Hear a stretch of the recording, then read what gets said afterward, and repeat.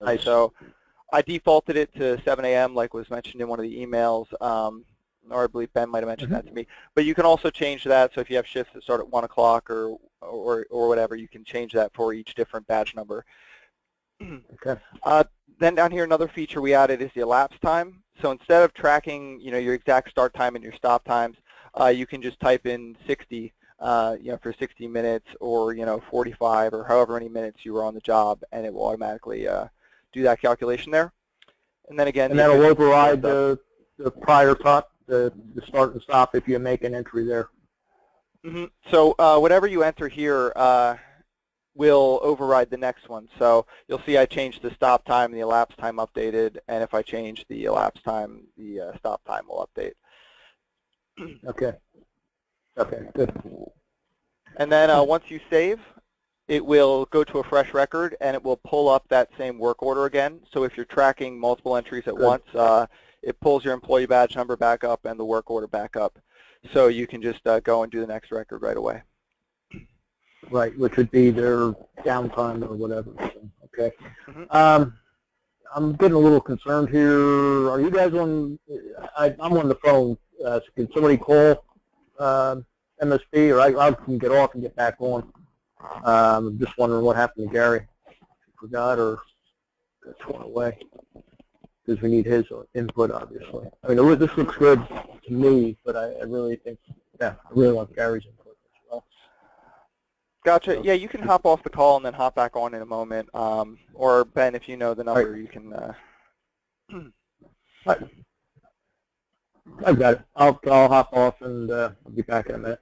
Okay. Okay.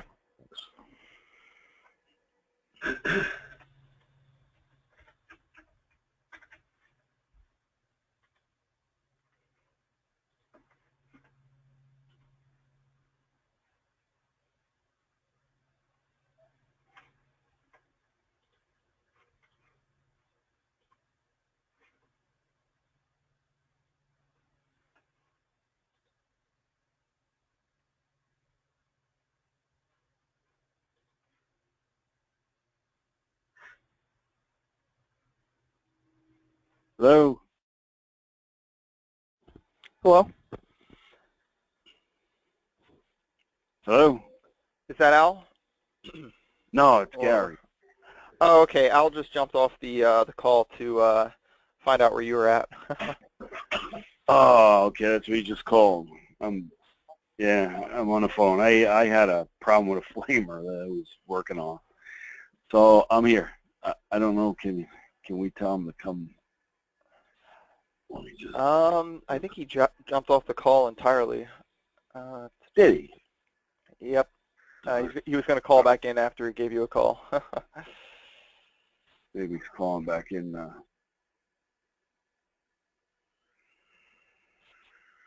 Are you on the GoToMeeting as well, or? No, how do I get on that? Just click. Yeah, if you just click on the link, it should give you a couple prompts, and after a couple minutes, it should load up, and you should be able to see my screen.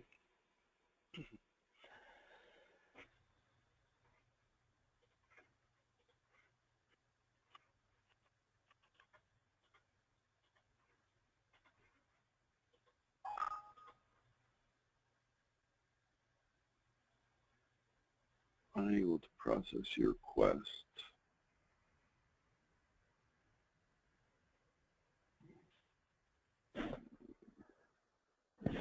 Hello, Al's back on. Al's back on. Hi, Al. Yeah, is that Gary? Hi, Gary. I got disconnected when I called Karen's. I figured I saw somebody pop up here. So good, welcome. Oh, all right, Ben, Zach, whoever wants to drive. Mm-hmm. I think we're waiting for Al to get his computer Gary to get his computer connected here. Oh, okay. Fair enough. This meeting is starting.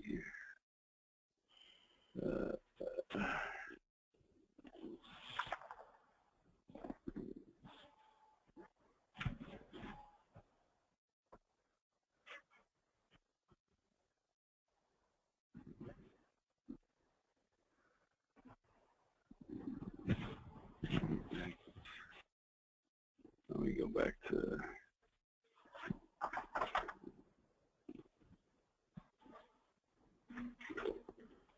I guess I'm on it. It says production code. Show to meeting. Mm-hmm. Yeah. Can you see like the employee badge, the work order? Yep, I see it. I see it. Okay. Yep. Now let me just hit back and we'll start a fresh record here, and I'll just walk through it again. So here at the top, we have the filters. So essentially, this is where you can scan into. So you have the option to either scan or select from the list here. So right here, I'll just do what I did before, 61070. So when you scan, once it finds a match that is unique, it will load it up here. So I only had to type 5 characters there for that to happen. But when you scan, it will, again, do the same thing. It will match up to the employee badge number.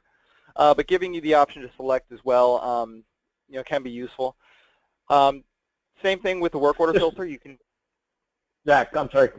Just back up to the top. The way you did that, if you take the characters out of there that you typed in, okay, and what did you do to get, or you clicked on select employee, okay, if you do that, that brings the drop-down menu of employees. Okay, and can you just click directly on Ben or whoever you want there to put it in? Yes, you can. Okay. All right, good. Thank you. Yeah, it's designed to work either way. That way, you can both support the scanning, and if somebody doesn't have their badge, they can also select it. It gives you 2 options there on how to use that. You like that, Gary? Yeah, that's good. That's what they need to do. They're gonna scan a barcode. The barcode being for their badge number and the employee's name. Yeah. We want to talk more about that after we get through this. There's some of the general details, but let's walk through the whole process here. And then again, on the work order filter, you can scan. So if you scan a work order number in, you'll get the 387 there, and it'll look for it in the list. Once it finds the work order, it loads up the products. So here you see we only have 1 product, so it automatically fills out that option for you. Same thing on production codes. You can scan or enter it in. So if I type in 101, it will automatically fill out. And again here, the quantity will zero out for the non-production codes. And for production codes, you can enter in quantity. This is for your downtime and your non-downtime codes, essentially. And you can also track your loss or your scrap as well here. And then down at the bottom, we have the last time entry and your start time. Now, we just did the 7:45 one a moment ago, but it will default to 7 a.m. or whatever time that you set for the shift start. So you can have either 7 a.m., which I set up as the default, or you can have 1 a.m. or 1 p.m., whatever your shift times are. You can set that when they log in for the first time every day. That will be the first record that pops up there. So it'll default to 7 or 1. You can set that by operator. Mm-hmm. So you can set Gary for each employee badge, you can set that up individually. All right, good.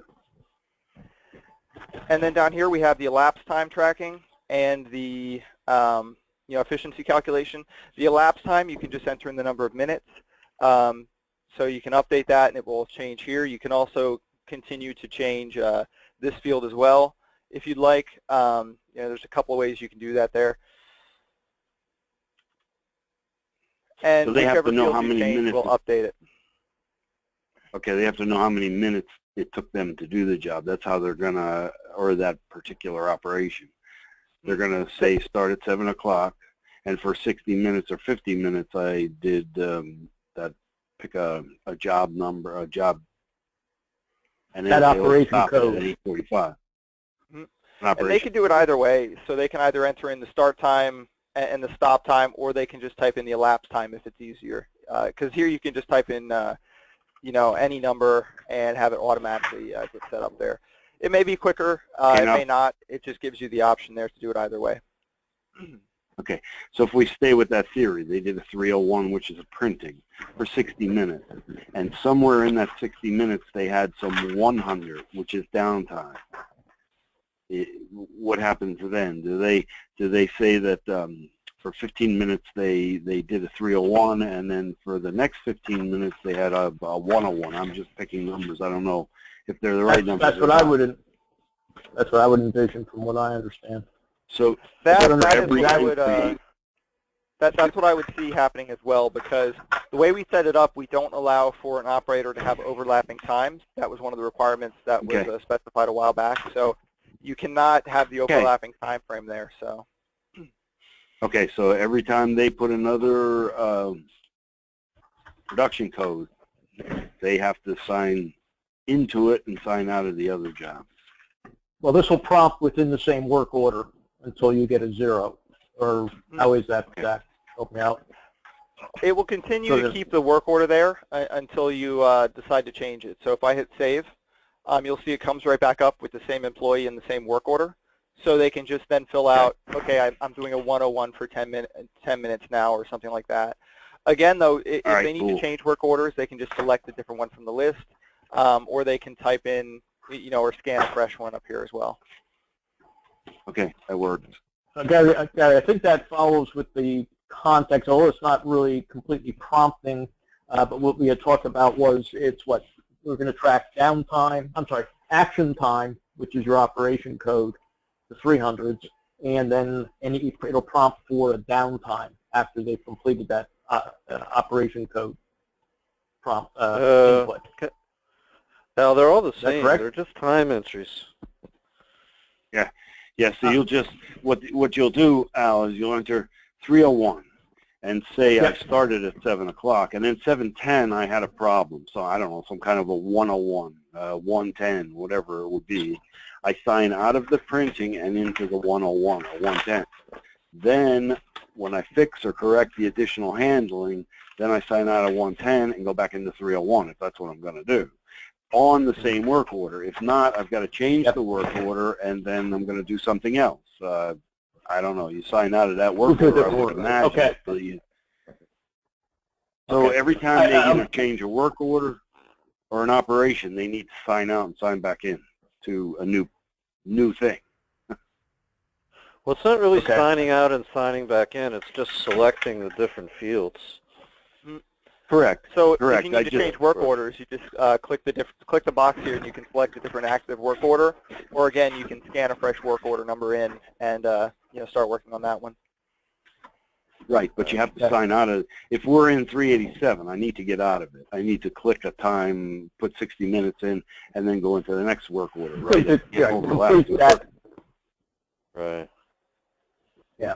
So just to shortcut it, I mean, no matter how the action step to make it happen, just to shortcut it, you got to sign out of anything and sign into something else is what needs to happen. Mm-hmm. And I think that's good, because we need to track each individual thing separately. Like if they do an hour on a 387, if they do 2 hours on 287, if they do, and then I need to know, well, they printed for 10 minutes of that 2 hours, and they had lost time for 20 minutes of that 2 hours, and that's what you're doing. That's good. That's good. Yep. It should mimic your sheet, your handwritten sheet. We're just trying to speed up some of the fields. So if you're using the same work order 4 times, it pre-populates what you did before. Right.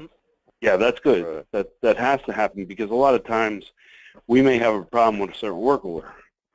So then we'll sign out of that and go do something else. She'll do another work order till we're able to get that work order up and running again. So she should be able to then go back to that work order and sign in at noontime, so to speak, after she had left it at 10 o'clock, which I can see is correct. That'll work. Right. Mm-hmm. Right.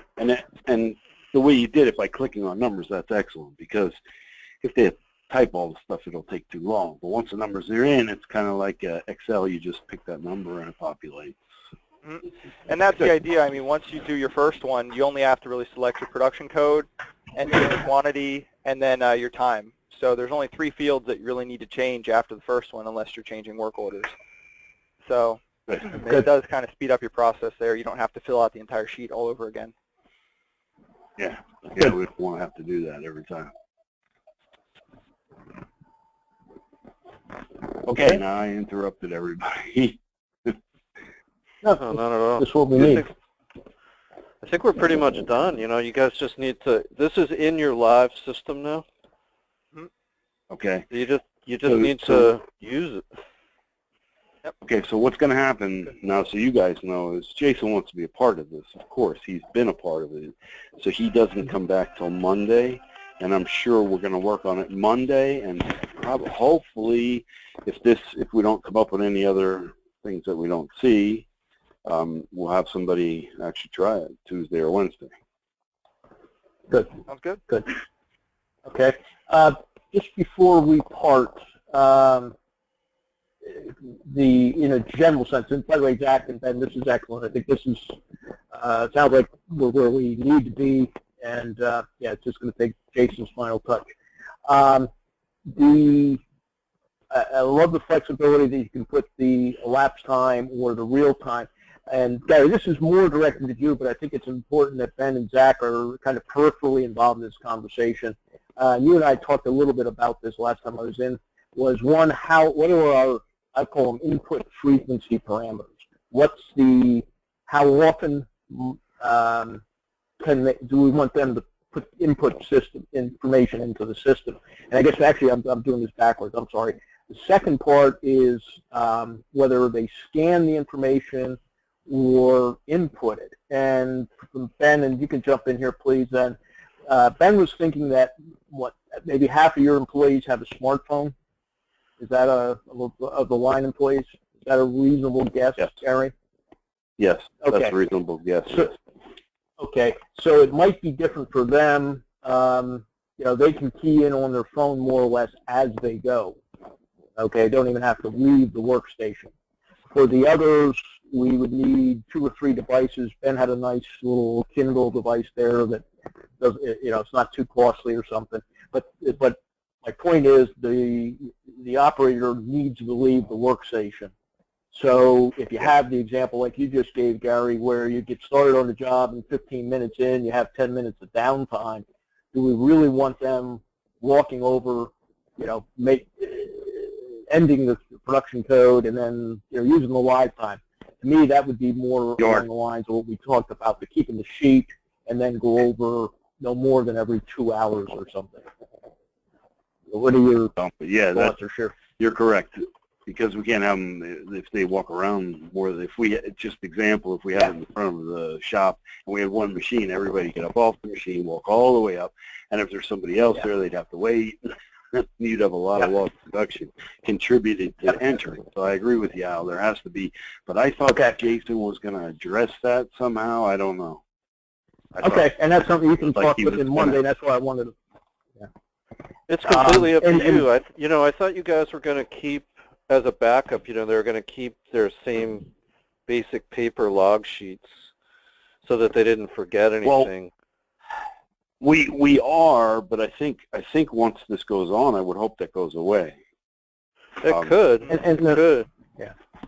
I think we'll be able to abbreviate it, but also I think, I think ultimately we'd rather they don't need that. So I can see for the folks with the smartphones, they should be, you know, live tracking at the workstation, and that works. But we've got to make provision for both aspects, and we'll see what works.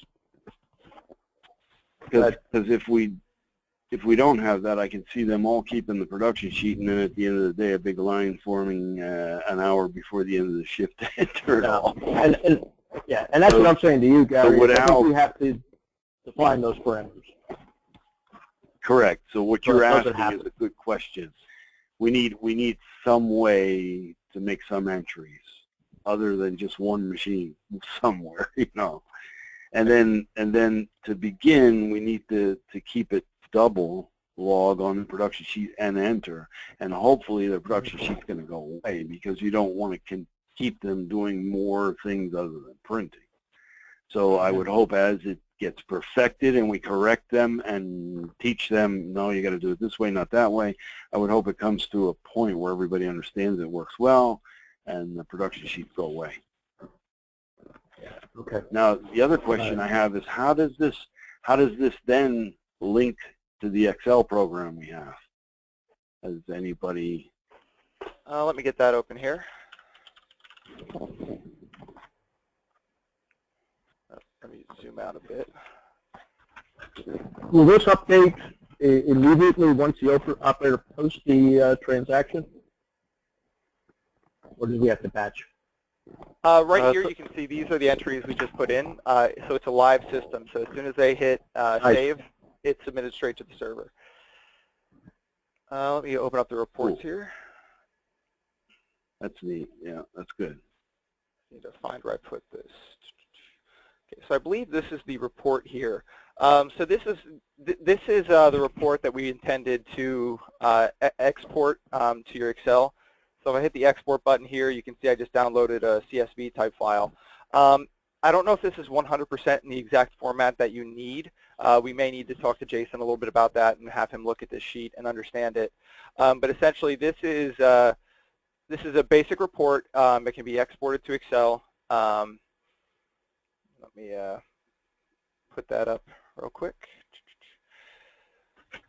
So this is just a data dump straight to an Excel file. Okay, so right here you can see all the information, all the times, all the entries. This may need to be reformatted slightly. I don't know if it's exactly in the format that you guys would need. You know, but this is pretty much just a straight data dump that he can then drop into the Excel file and get his calculations run on. That way you can see, you know, what's going on there. Okay.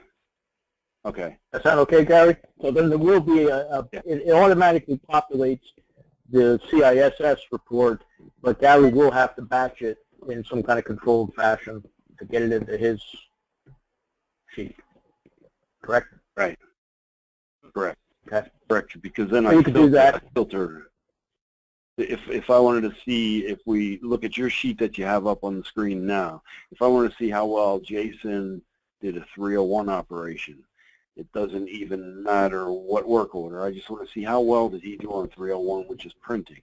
Then I need to be able to filter it all out, and that's what, when I dump it into my sheet, I'm able to do.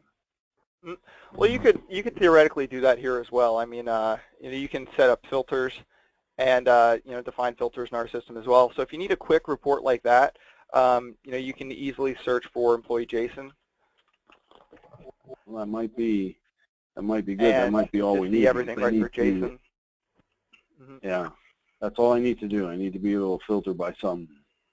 And then here again, you can click on the top of these columns and sort by that column. So here you can see, you know, it groups all the different problem codes together, and you know, you can look at the different data sets here. Now we may need to clear this out. We have a lot of old data in here that's not necessarily 100% perfect. So. Yeah, no, that's okay. It's good. It's trial. You know, you're putting everything. I like to see it populated. When we get it all ready, we will clear it out and start with fresh.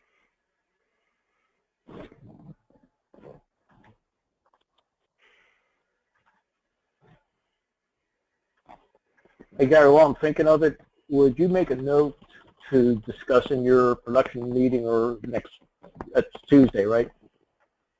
Yes. With the employees, I was going to say, if you could start, or some other fashion, but start to verify who actually has smartphones, so we're you know, better aware. That'll tell us then how many remaining operators will need access to stations in order to go live. I know we have a step in between, but I assume the two beta guys are going to have smartphones, or not. Okay. I'll ask, because I believe, like you said, well over 50% of these guys have the smartphones.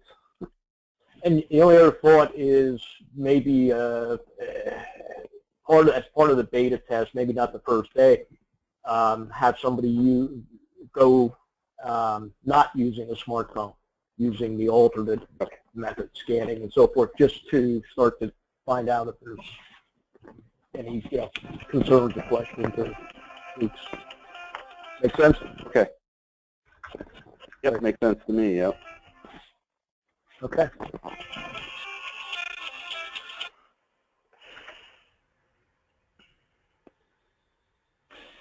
Okay. I guess what else? The next step would be Jason Monday.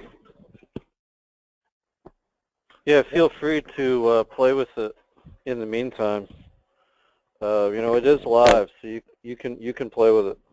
Just log in and make some entries.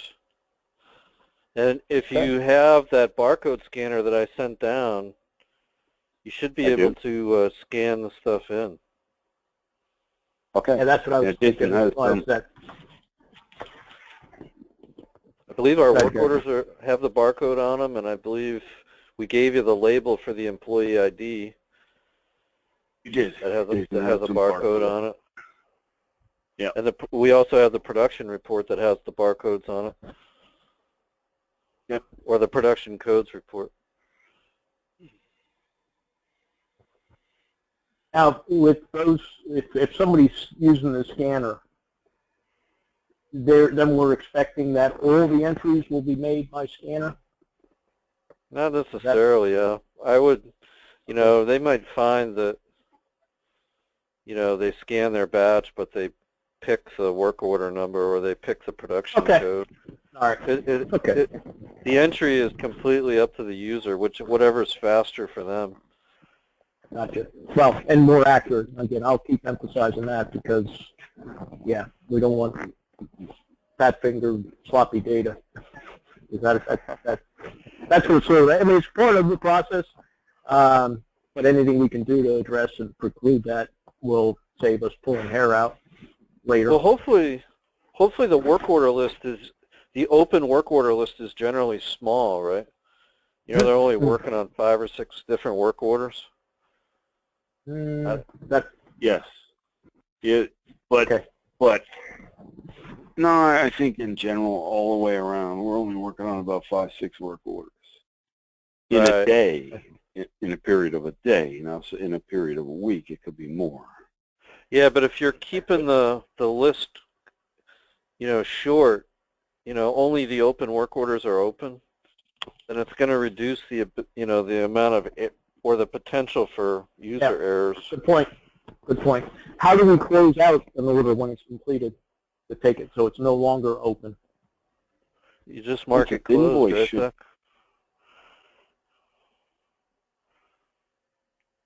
I'm sorry, I heard 2 competing thoughts. Yeah, because you're getting your work, you're getting your information from QuickBooks, right? So once it's invoiced, shouldn't it then close out? We don't have a direct QuickBooks interface.